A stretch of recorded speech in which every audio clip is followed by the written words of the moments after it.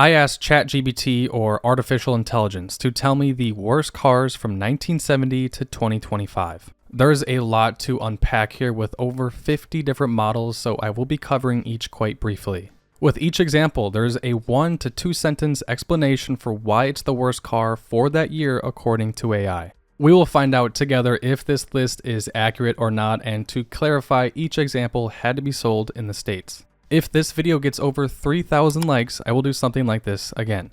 If not, then this was a dumb idea on my end and won't do it again. With that said, here are the worst cars from 1970 to 2025 according to ChatGPT or artificial intelligence. 1970 brings us the AMC Gremlin, and the explanation is as follows. Awkward, rushed hatchback with poor quality control. Whether that's true or not, the AMC Gremlin was a great seller for American Motors and helped compete against the growing import competition. I've always liked the look of these, much better than the Pacer, but I'm very biased towards AMC. 1971 brings us the Chevy Vega, and the explanation is as follows. Innovative engine plagued with overheating and rust. This isn't surprising at all, and it's actually interesting because in 1971, the Vega got Motor Trend's Car of the Year. Probably because there hadn't been enough time for the problems to start flowing in. I've always thought the panel delivery was a unique body style for the Vega, one of 4 actually, and just like the Gremlin, these were to compete with the imports. 1972 brings us the Ford Pinto, and the explanation is as follows. Fuel tank design made it a rolling fire hazard. Again, this is no surprise at all, and of the 3 compacts, I would say these were in fact the worst solely based on that major design flaw. 1973 brings us the Chevy Vega again, and the explanation is as follows. Continued mechanical and rust failures. I'm sure this is true, but GM sold over 2 million units and another 3,500 Cosworth Vegas, which are pretty forgotten about. 1974 brings us the Jaguar XJ12, and the explanation is as follows. Emissions choked V12 killed reliability and performance. These were known as the Series 2, and 74 would mark the first year for them, and they were still carbureted with electronic fuel injection coming out just 1 year later. Less than 5,000 were built. It's a sharp looking car in my opinion, but yeah, repairs were very expensive as you would imagine. 1975 brings us the Bricklin SV1, and the explanation is as follows. Safety-themed sports car that caught fire and bankrupted the company. The Bricklin SV1 was a Canadian-built sports car with gold-wing doors and, yes, definitely bold safety ambitions. Its fiberglass body and flashy looks stood out, but quality issues and high costs doomed it after just 2 years. 1976 brings us the Chevy Chevette, and the explanation is as follows. Cheap, slow, and poorly built. 1976 would mark the debut for the Chevette. Its cousin, the Pontiac 1000, was equally as bad, and they had a 0 to 60 time of over 17 seconds. 1977 brings us the Dodge Aspen, and the explanation is as follows. Rust recall champion, shoddy fit and finish. These had suspension detachments, hood latch failures, brake line corrosion, faulty seatbelts, fuel vapor fire risks, rust-prone fenders, and chronic stalling. In 1977, over 1.3 million Chrysler Corporation models were recalled for these drivability problems. Putting that aside, I think the coupes looked great for the time, especially the RT models, and they were a good option for enthusiasts. 1978 brings us the AMC Concorde, and the explanation is as follows. Reskin Hornet with ancient tech, poor value. That may be the case, however, for 1978, they outsold all the other AMC cars combined, which says a lot. They were definitely built on an older platform. AMC had to work with what they had, but yeah, I'm sure the competition had better offerings. 1979 brings us the Oldsmobile Omega, and the explanation is as follows. A forgettable X-body precursor with poor reliability. 1979 would be the final year of the second-gen Omega and the X-body platform as a whole, and you could probably argue that this was just a more upscale Chevy Nova. 1980 brings us the Ford Mustang 4-cylinder, and the explanation is as follows. Only 88 horsepower, a performance icon in name only. I'm honestly fine with this one. Were there worse cars out there? Probably, but this was a very bad year for the Mustang. The V8s made less horsepower than a modern Nissan Versa, for reference. 1981 brings us the Cadillac Cimarron, and the explanation is as follows. Cavalier in a tuxedo, brand-killing embarrassment. There's no arguing with that. I think that sums up the Cimarron perfectly. 1982 brings us the Renault Le Car, and the explanation is as follows. Slow, awkward, unreliable, France's worst export. The Le Car was thrown into a pack of wolves, the competition being the Civic, Rabbit, Corolla, and Chevette. It just didn't really stand a chance. Also, what didn't help was they were sold at AMC dealerships, which weren't as abundant as some of the others. 1983 brings us the Chevy Citation, and the explanation is as follows. GM's front drive debut ruined by quality problems and recalls. I'm sure this is true to an extent. For 83, they sold less than 100,000 units, which sounds like a lot, but for an affordable compact, that's not too good.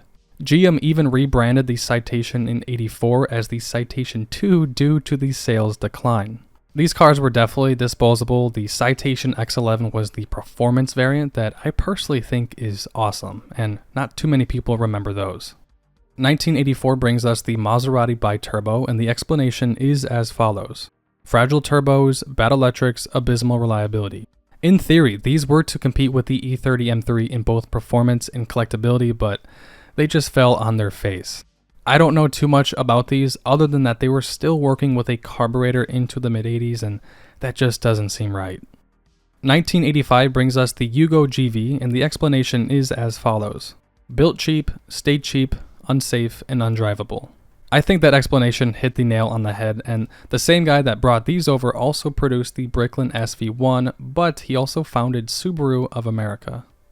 1986 brings us the Hyundai Excel, and the explanation is as follows. Sold well but fell apart quickly. Major quality issues. The Excel was one of the cheapest cars for sale in America alongside the previous entry in the Dodge Omni.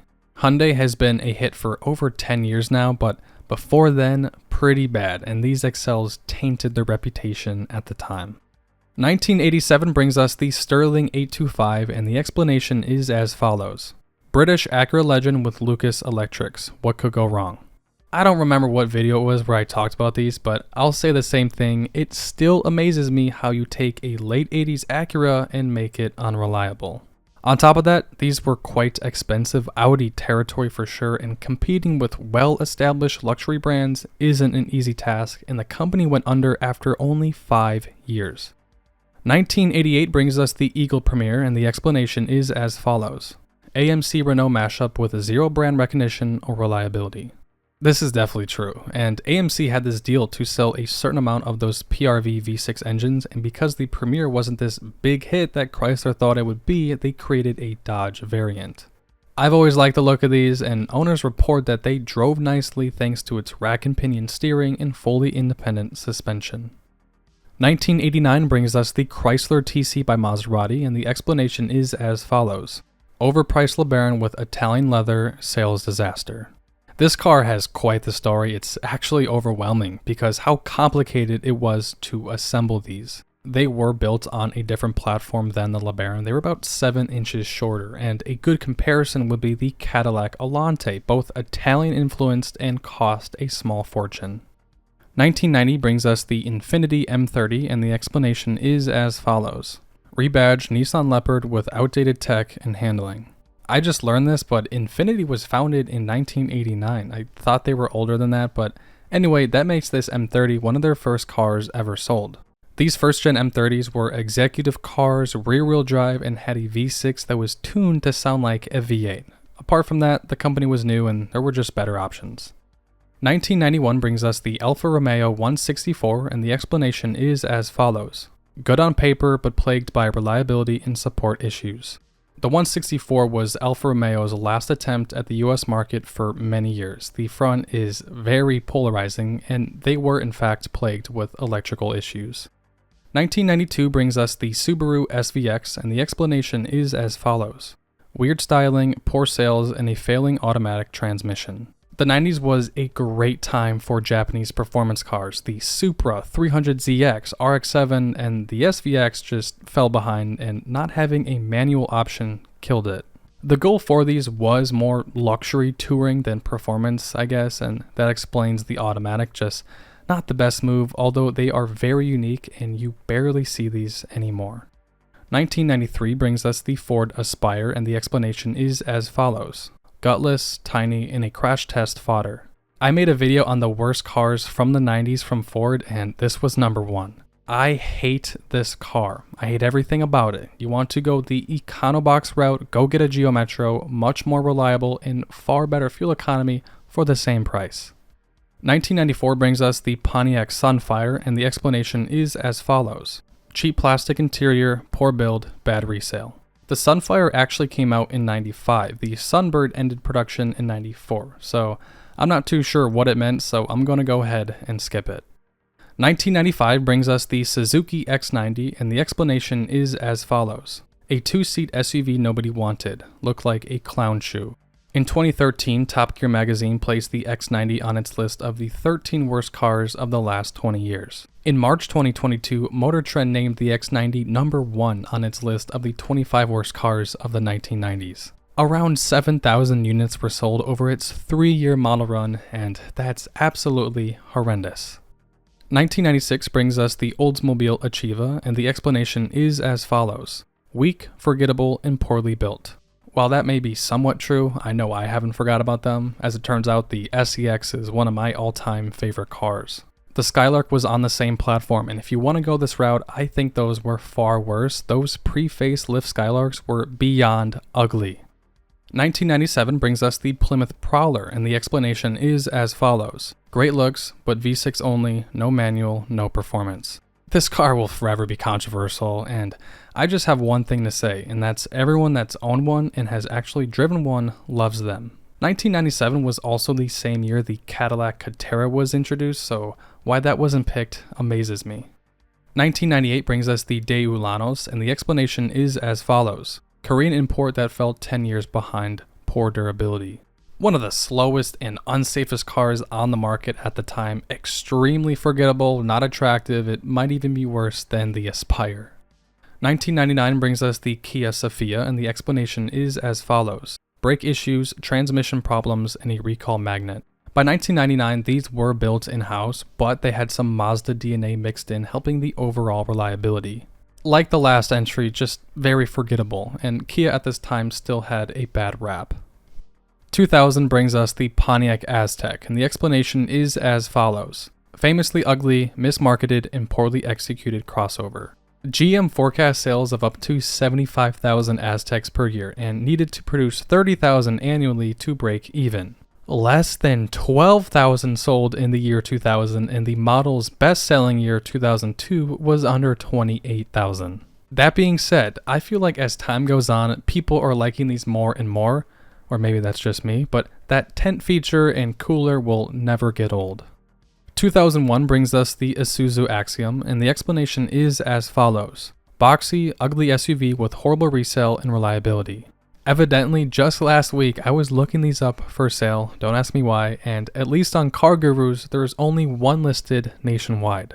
They had a GM transmission from the early 2000s, so there's that, but some models came with 4-wheel drive, they had a pretty good ground clearance, and the biggest highlight to these was they were very affordable. 2002 brings us the Ford Explorer V6, and the explanation is as follows. Transmission failures, rollover fears, and recalls. These got one of the worst ratings in their class for rollover safety due to tall struts, a tall body, high seating, and a fast steering ratio. The first generation, the second generation, and this third generation, the Explorer has always had this rollover problem. They also had the 4-liter Cologne V6 that was notorious for timing chain guides and tensioners braking, resulting in the infamous death rattle. 2003 brings us the Saturn Ion, and the explanation is as follows. Cheap interior, electric steering issues, and poor crash ratings. This is true, they had horrible side impact scores, the interior was very cheap, and they had electric steering issues. Electronic power steering was becoming popular around this time, but it still was fairly new technology that GM had not fully mastered. To add to that, the predecessor, the Saturn S series, was just so much better than these, both first and second generations. 2004 brings us the Chevy Malibu Classic Fleet, and the explanation is as follows. Outdated N-body platform with zero appeal. This was your typical rental and fleet car of the 2000s. It was a stripped down version of the Malibu. I wouldn't say these were the worst cars of 2004, but yeah, definitely zero appeal. 2005 brings us the Saab 97X, and the explanation is as follows. A trailblazer in Swedish clothes, confused and unloved. This might be one of the worst takes we've seen so far, and if you want to attack the GMT 360 platform, attack the Isuzu Ascender, not the Saab 97X.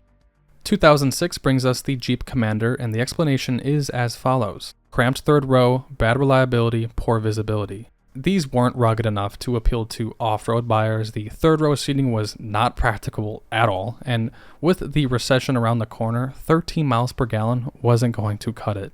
For 2006, over 88,000 units sold, which isn't bad. Then come 2009, less than 13,000.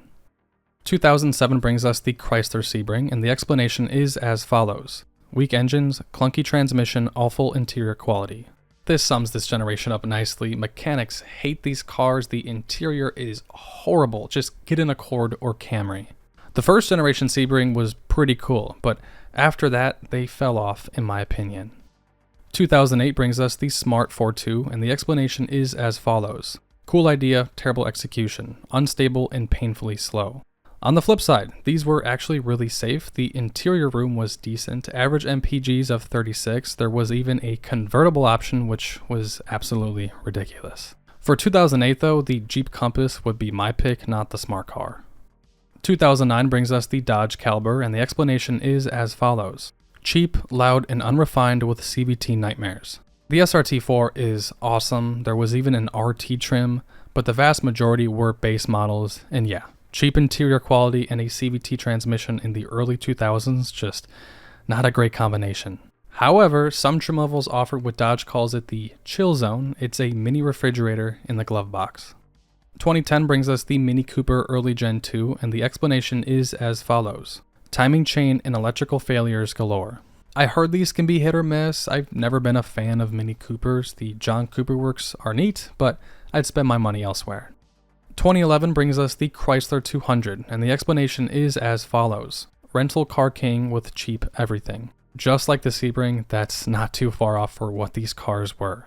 Unpopular opinion, I think these actually look decent from the outside, but it's when you step inside where the problems start to accumulate. The 200 was a rush replacement for the Sebring. The 200S Special Edition and Super S were kinda cool, but that's about it.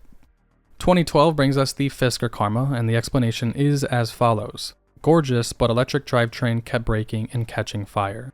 The sticker price for one of these was over $100,000 when new, and the goal was to be an environment-friendly luxury sedan. Due to several issues, one of the main ones being battery supply issues, they were canceled after a year and a half of production. 2013 brings us the Nissan Altima, and the explanation is as follows. CVT failure generation, tons of complaints by 100k miles. Nissan and their CVT transmissions, man, there's a reason why you hear about it, just such a common problem with them. Putting that aside, it's an alright looking car, fuel economy is good, and that's all I got. 2014 brings us the Jeep Cherokee with the 9-speed automatic, and the explanation is as follows. Transmission software plagued early models. I have a special hate for this car because my ex had one, and driving it was nothing special. The Trailhawk is okay, but AI is right. The transmissions in these were god-awful. 2015 brings us the Mitsubishi Mirage, and the explanation is as follows. 74 horsepower, bouncy ride, and bottom barrel everything. It being the cheapest car sold here in America, I believe, without a doubt it's going to be the bottom of the barrel. They're slow, the interior is poorly designed, the cabin is noisy, but they're affordable and get decent fuel economy. 2016 brings us the Fiat 500X, and the explanation is as follows. Terrible reliability, bad resale, clunky drivetrain. When these debuted in 2015 in the States, less than 10,000 units sold. The following year, less than 13,000. Pretty similar sales numbers to the 500L.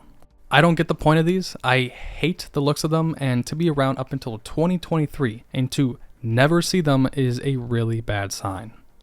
2017 brings us the Cadillac XT5, and the explanation is as follows. Early models had tech gremlins and harsh ride complaints. I have no idea what the deal is with these. I think a Ghibli or a iMiev were far worse than the XT5. 2018 brings us the Ford EcoSport, and the explanation is as follows. Outclassed by every other compact SUV, loud, cramped, cheap. I think this is the car that looks like the clown shoe. Ever since this car came out, I've always hated it, and I just realized that the trunk swings out, and I hate that too. 2019 brings us the Chevy Blazer, and the explanation is as follows. Sporty name, but front drive crossover let fans down. Having owned a S10 Blazer, which was my first car, I was super excited to hear that the Blazer was coming back. Turns out it was this non-off-road capable crossover, and that was a letdown for sure. But I think these look decent. The RS has plenty of power. It's grown on me, and I'll leave it at that. 2020 brings us the BMW 2 Series Gran Coupe, and the explanation is as follows. Front-wheel drive based, lacks BMW character, badge with no soul. So these were intended to compete with the Mercedes A-Class as entry-level BMWs. Are they the worst car from 2020? Probably not. Are they the worst in this segment? Maybe. There's nothing to write home about these, at least in my opinion. 2021 brings us the Ford Explorer early gen rear-wheel drive, and the explanation is as follows. Drivetrain issues, electrical bugs, software failures. I have no clue if this is true or not. With the little bit of research I did on these, people seem to enjoy them. This is the newest generation of the Exploder, so who really knows? 2022 brings us the Toyota BZ4X EV, and the explanation is as follows. EV recall fiasco, wheels literally fell off. This is true. The BZ4X was recalled after wheels literally fell off due to improper lug bolt torque, and heat cycles and friction caused the bolts to loosen over time. This is Toyota's first high-volume electric car in the US, and the reputation has completely tanked because of this. 2023 brings us the VinFast VF8, and the explanation is as follows. Vietnamese EV savaged by every US reviewer. Bad steering, tech, build. These do in fact have horrible build quality, numerous malfunctioning systems and driver aids, uncomfortable interior, all the above. However, they do come with a 10-year unlimited mile battery warranty, which is currently industry leading. 2024 brings us the Jeep Wagoneer L with the Hurricane Inline 6, and the explanation is as follows. Early quality issues, recalls, software bugs. Auto Auction Rebuilds had one of these, and he got rid of it after a few months, and that's somewhat common with him, but he despised this car. The Hurricane engine is still fairly new, it being a 2024, it's been around for a few years, so a little bit more time to work out the kinks. Putting that aside, I don't find these attractive at all. I'd much rather have an Escalade. 2025 brings us the Hyundai Ioniq 6 base, and the explanation is as follows. Great EV, but cheap trim lacks range, features, and value, and in parentheses, tentative, still early in ownership cycle. I don't think the Ioniq 6 is that bad. I think the Kona EV is far worse, but then again, 2025 isn't even over, and yeah, it's still early in the ownership cycle. And there you have it, the worst cars from every year according to AI. This was a very fun video to make. Seeing AI's explanation for each car was unique, and if this video gets 3,000 likes, I'll do something like this again. People have mixed feelings about AI, I totally understand that, and this could be a huge flop on my end. We'll just have to wait and see. With all that said, enjoy the rest of your week, and I will try and see you all next week.